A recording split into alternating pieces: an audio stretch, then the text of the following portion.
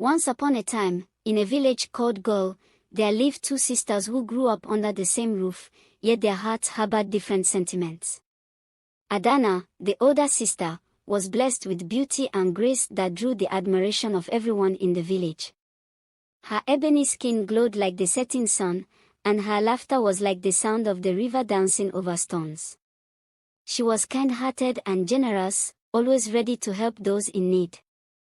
Her eyes sparkled with warmth and her words were soothing, making her loved by all who knew her.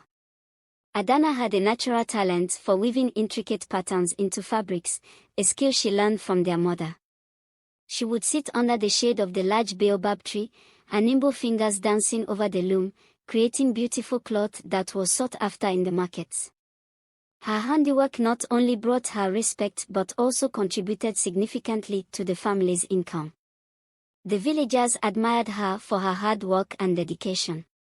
Her younger sister, IFUNANYA, however, was a contrast. She was beautiful too, with eyes that mirrored the deep blue of the twilight sky and hair that shone like polished onyx. But her heart was tainted with envy. Unlike Adana, IFUNANYA was often withdrawn, her face a mask of discontent. While Adana thrived in the community's love, IFUNANYA felt overshadowed by her sister's beauty and goodness. Their mother, Mrs. Amarachi, a wise and loving woman, often praised Adana for her virtues. "Adana, my child, you have the heart of gold. May you always be blessed," she would say, her voice full of pride. Adana would smile modestly, thanking her mother with a hug. IFUNANYA, overhearing these praises, would sulk in the shadows, her heart burning with jealousy. She felt overshadowed by her sister's beauty and goodness, believing she could never measure up. Mrs. Amarachi tried to show equal love to both her daughters, but IFUNANYA's insecurity blinded her to her mother's efforts. IFUNANYA saw every praise of Adana as a slight against herself. She began to harbor a deep resentment, not just towards Adana, but towards everyone who adored her sister. As they grew older, the differences between the sisters became more pronounced. Adana was always surrounded by friends, laughing and sharing stories. She was the first to offer help when someone was in need, whether it was fetching water from the river or assisting in the fields. Her generosity knew no bounds, and this only made the villagers love her the more. IFUNANYA, on the other hand, often isolated herself. She spent her days wandering the outskirts of the village, her thoughts dark and brooding. She envied Adana's popularity and the affection showered upon her by both family and neighbors. She began to develop a habit of speaking ill of Adana, hoping to tarnish her sister's image. "Why does Adana always get the praise?" she would mutter to herself. "I am just as good, just as capable, just as beautiful, yet no one sees me." Despite her negative feelings, IFUNANYA had talents of her own. She was skilled in cooking, creating delicious meals that were the highlight of family gatherings. But her bitterness overshadowed her talents, and she rarely received the appreciation she craved. Instead of celebrating her own gifts, she spent her time plotting ways to undermine Adana. Mrs. Amarachi noticed the growing rift between her daughters and tried to mend it. She would often sit them down and tell them stories of sisterly love and unity. "You must cherish each other," she would say. "Sisters are a gift from the gods, a bond that should never be broken." Adana always listened with an open heart, but IFUNANYA's envy had already taken root, making her resistant to their mother's wisdom. The village elders often remarked on the stark contrast between the sisters. They would say, "Adana is like the morning sun, bringing light and warmth to all. IFUNANYA is like the moonless night, beautiful but hiding shadows." This comparison only fueled IFUNANYA's jealousy the more.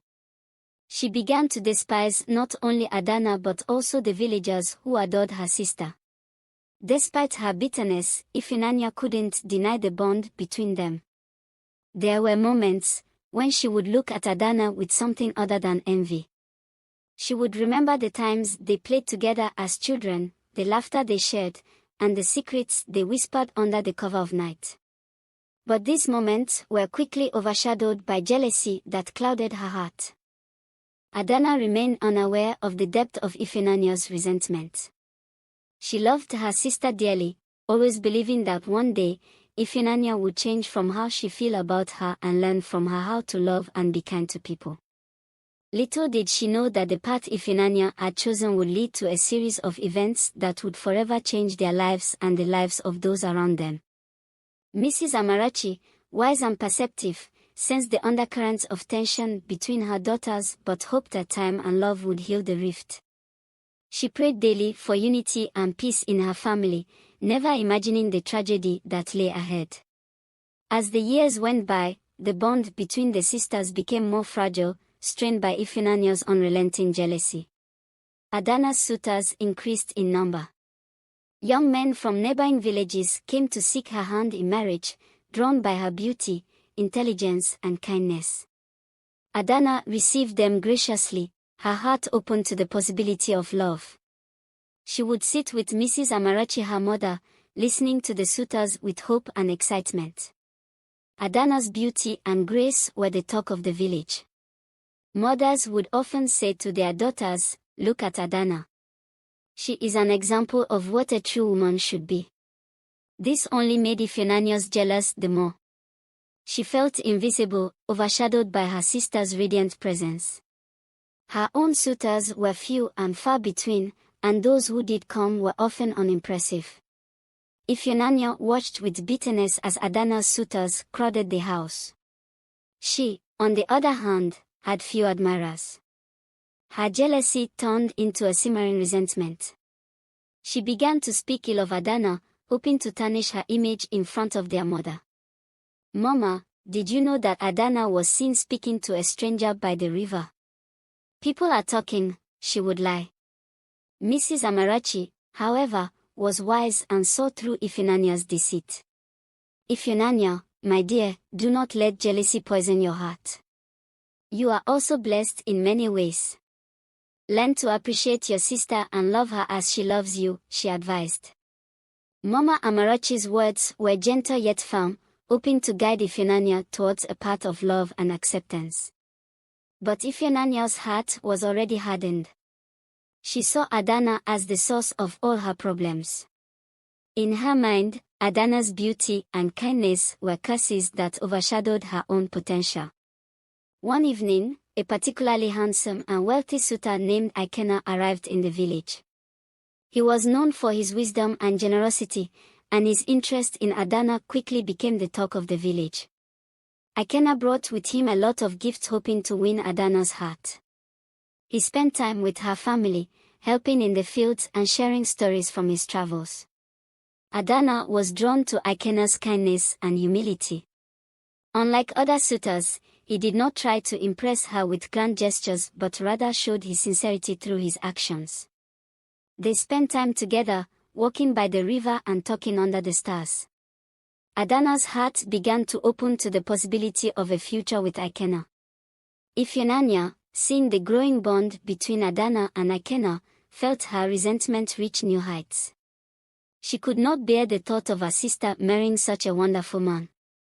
In her desperation, she began to spread malicious rumors about Adana, hoping to turn Ikena and the villagers against her. She said she is not as kind as she seems, as she whispered to the market women.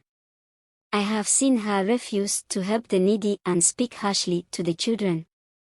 The rumors spread quickly, but most villagers did not believe them. They knew Adana's true character and dismissed Ifunanya's words as jealousy.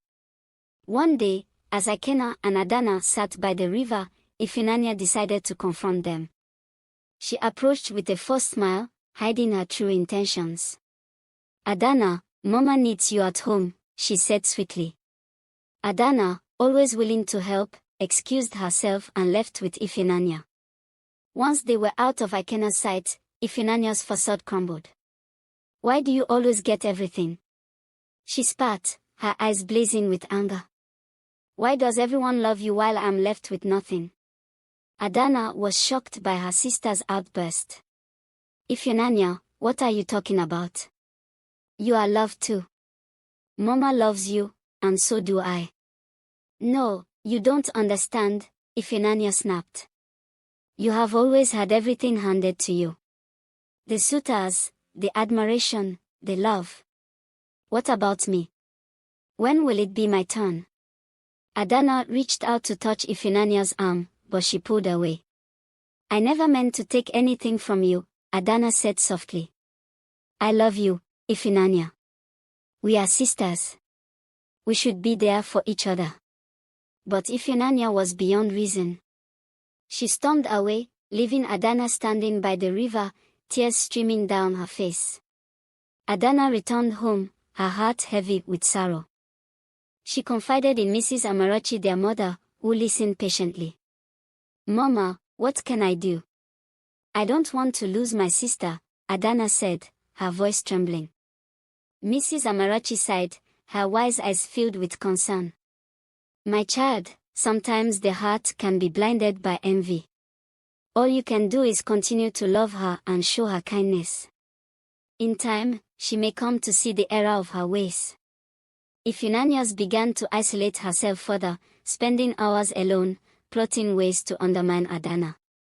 Her heart grew darker with each passing day, the love she once had for her sister replaced by a burning desire for revenge.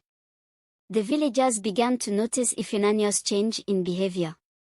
They whispered among themselves, wondering what had caused such a rift between the sisters.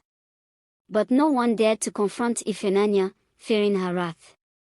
Adana, despite her own pain, continued to extend a hand of friendship to Ifunanya. She would bring her favorite meals, offer to help with her chores, and invite her to join in family activities. But Ifunanya rejected every attempt, her bitterness blinding her to Adana's genuine love. One evening, as Adana and Ikena sat by the fire, discussing their future, Ifunanya made a fateful decision. She would stop at nothing to ruin her sister's happiness. She began to devise a plan, one that would forever change the course of their lives. Ifunanya, Adana said, approaching her sister's room. Ikena and I have something to tell you. We have decided to get married. Ifunanya's heart sank. The final blow had been dealt. She forced a smile and congratulated them, but inside, her envy boiled over. That night Ifunanya vowed to destroy her sister's happiness. Adana remained unaware of the storm within her sister's heart. She continued to prepare for her wedding, dreaming of a future filled with love and happiness. Ikena, too, looked forward to a life with Adana, not knowing of the danger lurking within their home. Mrs. Amarachi, though aware of the tension, hoped that love would prevail. She prayed daily for her daughters, asking the gods to heal the rift between them. She believed that, in time, Ifunanya would change and return to the loving sister she once was. One day Ikena approached Mrs. Amarachi and expressed his desire to marry Adana. After much deliberation and with Adana's consent, a grand wedding was arranged. The entire village buzzed with excitement as preparations for the wedding began. The women gathered to weave the finest fabrics and prepare the most delicious meals. The men worked together to build a grand pavilion for the celebration. Adana's friends and family were overjoyed for her, seeing this union as a blessing. Ifunanya, however, watched with growing bitterness. She could not bear the thought of her sister marrying such a wonderful man. The envy that had festered within her for years now threatened to consume her completely. While everyone else was busy with wedding preparations, Ifunanya was plotting her sister's downfall. The wedding day dawned bright and clear, with the sun casting a golden glow over the village. Adana looked radiant in her wedding attire, a beautiful gown woven with intricate patterns and adorned with beads and shells. Her smile was as bright as the morning sun, and her eyes sparkled with joy. Ikena, dressed in his finest robes, stood proudly beside her, his love for Adana evident in every glance. Mrs. Amarachi beamed with pride as she watched her eldest daughter prepare for this significant day. She whispered a prayer of gratitude and hope, wishing for a life of happiness and prosperity for Adana and Ikena.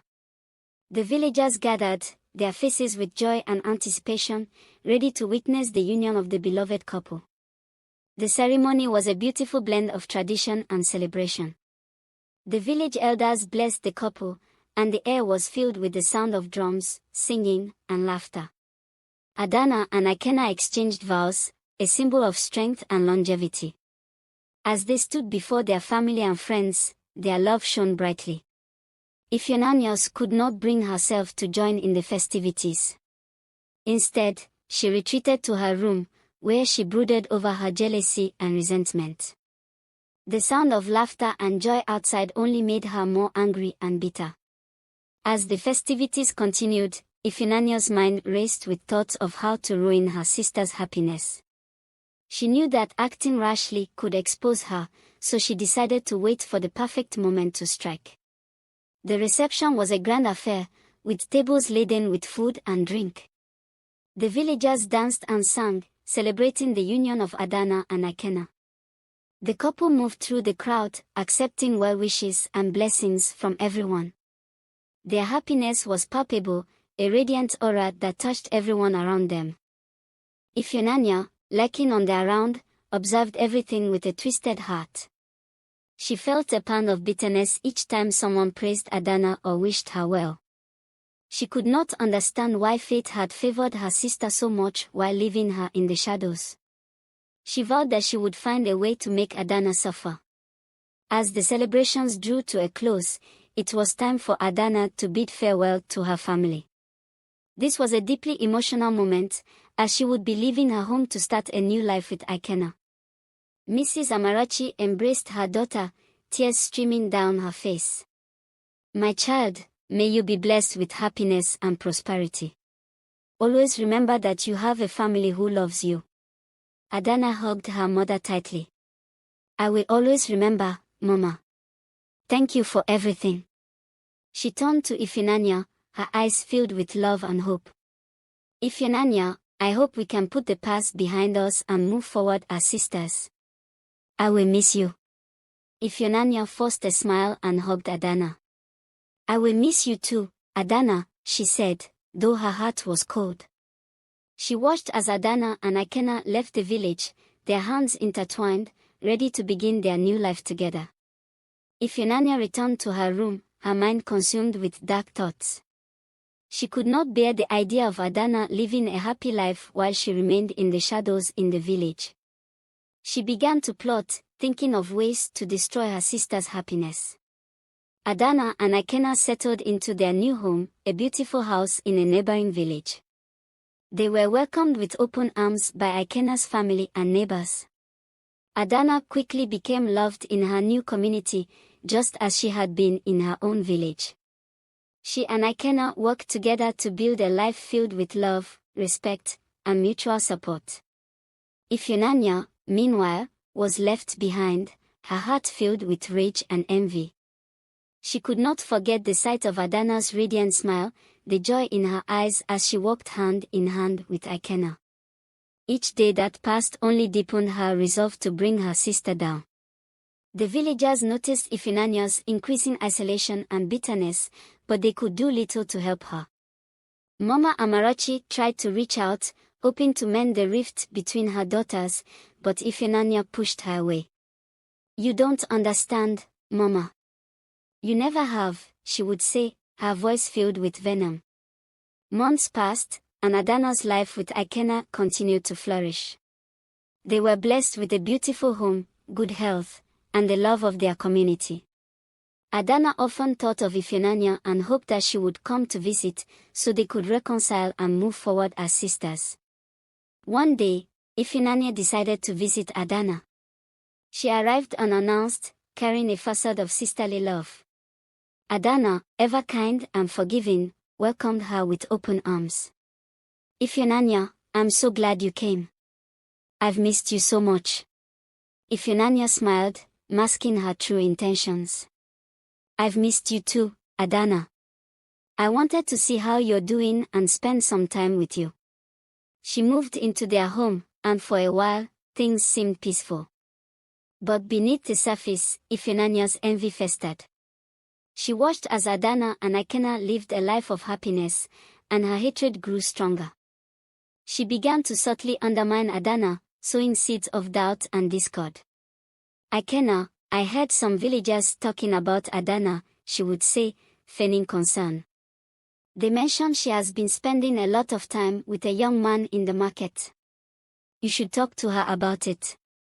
Ikena, trusting and loving, dismissed Ifunanya's words. "Adana is loyal and true to me. I have no reason to doubt her." But Ifunanya's insidious whispers began to create cracks in the foundation of their trust. One fateful day, while Ikena was away on a business trip, Ifunanya saw her chance. She prepared a meal for Adana, lacing it with a deadly poison. Adana, unsuspecting, ate the meal and soon fell gravely ill. Despite the efforts of the best healers, Adana's condition worsened. She died in Ifunanya's arms, whispering her last words, "I love you, my sister." The village mourned Adana's death, but Ifunanya feigned grief, hiding her satisfaction. She comforted Ikena and the children, weaving herself deeper into their lives. With Adana gone, Ifunanya began to manipulate Ikena further. She took over the household, making herself indispensable. Ikena, blinded by grief and the need for support, relied heavily on her. The children, Nkem and Chioma, clung to their aunt for comfort, unaware of her dark heart. Ifunanya enjoyed the newfound power and control. She managed the household with an iron fist, and Ikena, still mourning Adana, allowed her to do so. Over time, Ifunanya's true nature began to surface. She grew increasingly cruel towards Nkem and Chioma. Her patience wore thin, and she lashed out at them for the smallest infractions. The children, once happy and full of life, became fearful and withdrawn. She saw Nkem and Chioma not as her niece and nephew, but as obstacles standing between her and her new life with Ikena. Her jealousy had twisted into cruelty, and she took every opportunity to assert her dominance over the children. Each day began with a harsh reality for Nkem and Chioma. Ifunanya's once warm embrace had turned cold. She scolded them for the smallest of mistakes, berating them with harsh words that cut deeper than any physical punishment. The children, who had once been bright and full of joy, now moved through their days in fearful silence. Breakfast, once a time of family bonding, had become a grim ritual. Ifunanya would serve the children only scraps, making sure they had barely enough to sustain themselves. She would watch with a stern expression as they ate their meager portions, her eyes devoid of compassion. "Eat quickly," she would snap. "You have no right to complain about the food I provide." Ikena, still deep in his grief, was initially unaware of the full extent of Ifunanya's cruelty. He was consumed by the memory of Adana and the weight of his new responsibilities. However, as time passed, he began to notice subtle changes in his children. Nkem and Chioma, once lively and talkative, had become withdrawn and silent. Their once bright eyes were now dull and shadowed. Ikena saw the dark circles under their eyes and the lost, fearful expressions that replaced their usual smiles. One evening, as he sat alone with his children, Ikena noticed how they flinched at sudden noises and how they seemed to shrink away from his touch. He decided to confront Ifunanya, hoping to understand what had caused these changes. That night, Ikena approached Ifunanya with a heavy heart. "Ifunanya, I've noticed that the children seem unhappy. They've become so different from the joyful kids Adana and I raised. What's going on?" Ifunanya, skilled in the art of manipulation, feigned surprise and concern. "Ikena, I had no idea they were feeling this way. I've been trying my best to care for them in Adana's absence. Perhaps they are just adjusting to the changes." Ikena's eyes narrowed with suspicion, but Ifunanya continued with a convincing performance. "They have been through so much, Ikena. It's not easy for them to accept these new circumstances. I'm doing everything I can to help them adjust." She had cultivated a network of friends and allies within the village, carefully crafting a public image of the devoted and grieving sister. She participated in community events, offering her services and engaging in charitable activities, all while hiding her true nature behind a mask of benevolence. She frequently spoke of her grief and her sacrifices for Ikena and the children, winning the sympathy of the villagers. Few saw through her facade, and those who did were too afraid or too respectful to challenge her directly. Nkem and Chioma's lives continued to deteriorate under Ifunanya's harsh rule. They were forced to perform grueling chores from dawn till dusk, with no respite or reward. Their once happy home had become a place of torment, where fear replaced affection and kindness. One night, as they lay in their small, uncomfortable beds, Nkem turned to Chioma with tears in his eyes. "Chioma, I miss Mama Adana. I don't know how much longer I can endure this." Chioma, her own tears flowing, clung to her brother. "I miss her too, Nkem. I wish things could go back to the way they were." Ikena's growing concern led him to seek the truth. He began to spend more time with his children, observing them closely. He noticed their physical and emotional decline and decided to take action. He spoke with trusted friends and villagers, asking them for their observations and opinions about Ifunanya. Ifunanya's next step in her twisted plan was to seduce Ikena. She saw this as the ultimate revenge against her sister taking everything Adana had, including her husband. She began to subtly flirt with him, wearing Adana's clothes and speaking in her soft, gentle tone. Ikena, vulnerable and lonely, fell into Ifunanya's trap. One night, in a moment of weakness, he succumbed to her advances. The guilt of betraying Adana's memory weighed heavily on him, but Ifunanya, ever the manipulator, reassured him. "It's what Adana would have wanted," she whispered, her voice dripping with false sweetness. "She would want us to be happy, to take care of each other." Months passed, and Ifunanya discovered she was pregnant. She saw this as her ultimate victory. She now had a permanent place in Ikena's life, a tangible connection to the man she had envied her sister for having. When Ifunanya revealed her pregnancy, Ikena was overwhelmed with a mix of shock and despair. The news of her condition struck him like a thunderbolt. Conflicted by his sense of duty and his lingering love for Adana, he saw this new child as a chance to rebuild and stabilize his fractured life. In a desperate attempt to find solace and structure, he married Ifunanya. The wedding, a somber affair, lacked the joy and celebration that had marked Adana's union. The village, though aware of the circumstances, chose to remain silent, respecting Ikena's decision but harboring their own suspicions. The marriage was seen as a necessary step, but the shadow of Adana's memory loomed large. Ikena, though initially hopeful that the marriage to Ifunanya would restore some semblance of normalcy, soon found himself sinking deeper into despair. The tension in the household was unbearable. He was torn between his commitment to his new wife and his responsibilities as a father. The villagers, however, were not blind to Ifunanya's schemes. Rumors began to spread about her role in Adana's death and her subsequent actions. The elders, wise and observant, started to question the circumstances surrounding Adana's sudden illness and Ifunanya's swift move into Ikena's life. "Ifunanya has always been envious of Adana," one elder remarked. "Her actions since Adana's death have been suspicious at best.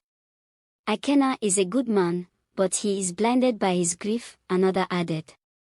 "We must find a way to uncover the truth and protect the children." He would catch glimpses of Ifunanya's cruelty when he returned home from his trips. The children's fearful glances, their shrinking forms whenever Ifunanya approached, were hard to ignore. Yet, each time he confronted her, Ifunanya's skillful manipulation painted her as the victim of an unjust and difficult situation. "Ikena," she would say with false humility, "I am trying my best. The children are still grieving and adjusting. It's not easy for any of us." Ikena's world came crashing down when he confronted Ifunanya with undeniable proof of her mistreatment. He found letters from the villagers detailing her behavior and witnessed firsthand her harsh treatment of the children. The confrontation was explosive. How could you do this? Ikena demanded, his voice breaking with anguish. You were supposed to bring stability, not inflict more pain. Ifunanya, cornered and desperate, tried to maintain her facade. Ikena, I did what I had to do. The children have been difficult, and they need to learn discipline. But her words fell on deaf ears. Ikena, now fully aware of the extent of Ifunanya's cruelty and deceit, felt a profound sense of betrayal. The woman he had married out of grief and duty had turned into a source of suffering for his children. Ifunanya was removed from the household, her actions condemned by those who had once supported her. Ikena was left to pick up the pieces, determined to right the wrongs that had been inflicted upon his children. Nkem and Chioma were placed under the care of trusted family members and friends. Their healing process began as they were surrounded by those who genuinely cared for their well-being.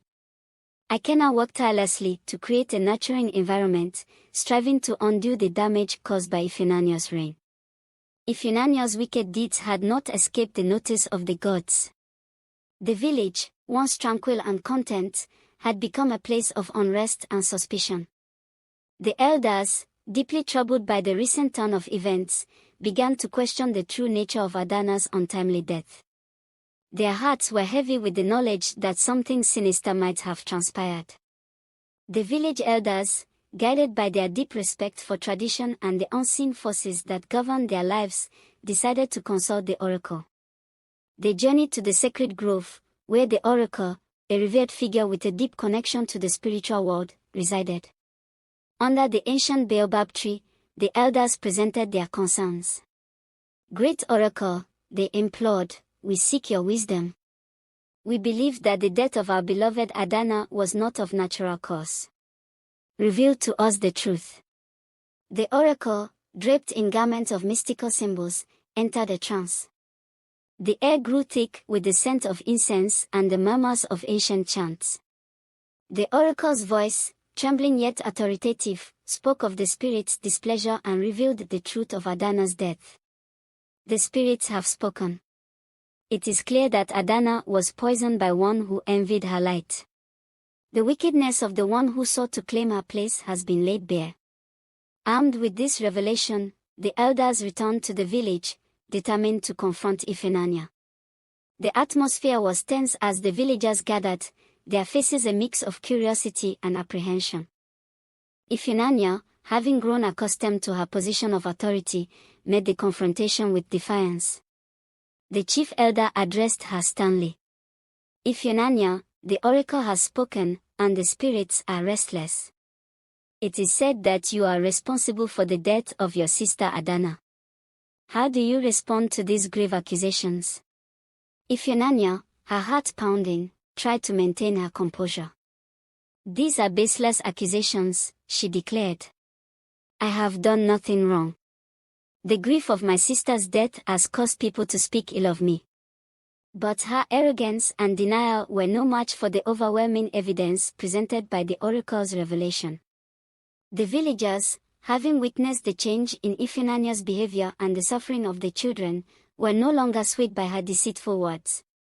The elders deliberated in solemn silence. They were guided by the principles of justice and the ancient laws that governed their land. After careful consideration, they announced their decision. Ifunanya, the spirits have judged you, and the oracle's words have revealed your guilt. As punishment for your wicked deeds and the suffering you have caused, you will be struck with blindness. This is the consequence of your actions, a reflection of the darkness you have brought into the world. The villagers gasped in shock and sympathy. The punishment, though severe, was seen as a necessary measure to restore balance and justice. Ifunanya's defiance crumbled as the reality of her situation sank in. As the elders completed the rituals and invoked the spirit's wrath, a heavy silence fell over the village. Ifunanya, once full of pride and ambition, felt a profound sense of dread. The ceremonial chants grew louder, and the air crackled with an otherworldly energy. The final moment arrived. Ifunanya's sight began to fade, replaced by an impenetrable darkness. Her world turned into an abyss, and she was left groping in vain to see the light that had been so cruelly taken from her. Her once vibrant eyes, which had witnessed so much beauty and cruelty, now faced a future of unending darkness. In the days that followed, IFUNANYA's blindness became a grim reminder of her actions.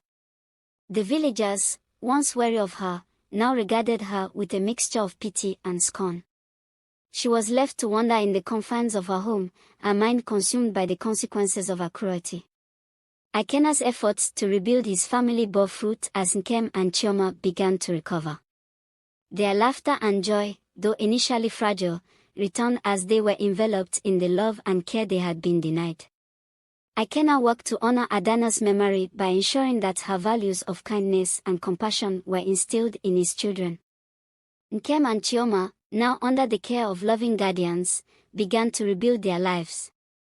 Their laughter and joy slowly returned.